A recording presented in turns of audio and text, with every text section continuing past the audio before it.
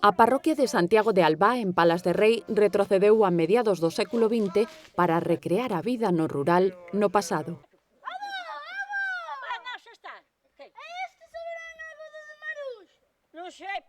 Espectáculos teatrais cun percorrido por 16 escenarios, os que na quinta edición de Son da Aldea sumáronse máis veciños. Compartimos escenarios con outra aldea porque nós, dende Son da Aldea, sempre quixemos ser inclusivos e entonces integradores, non? Co cal, o que pretendemos é que haxa máis aldeas que participen. O itinerario incluiu demostracións dos oficios e xogos tradicionais, mostra de artesanía alimentaria, cantos de cego e un chisco, o xeito de mocear dos nosos avós.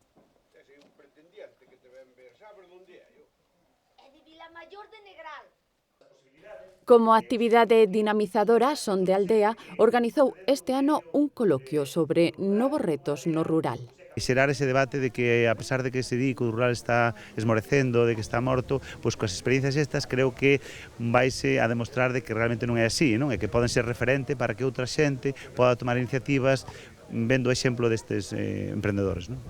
Fronte ao envellecemento e despoboamento no rural, as estrategias son: por un lado, pois as políticas de fomento de permanencia dos xóvenes no medio rural, das mulleres, diversificación das actividades, que non sexa só a agraria tradicional, sino outras actividades en torno á ecoloxía, en torno á silvicultura, e outros aproveitamentos forestais, todo o tema das enerxías renovables. Como alternativas, o meu consello que hai que traballar a terra, ser gandeiro, pero tamén ser agricultor. Con produción ecolóxica desde o ano 2008 foi como unha alternativa, ademais agora que está tanto en auxe estes días o tema do sector lácteo, da problemática do sector lácteo, foi unha salida buscando un millóns precios, pero aproveitando os recursos que de sempre tiven e aplicalos á produción agraria.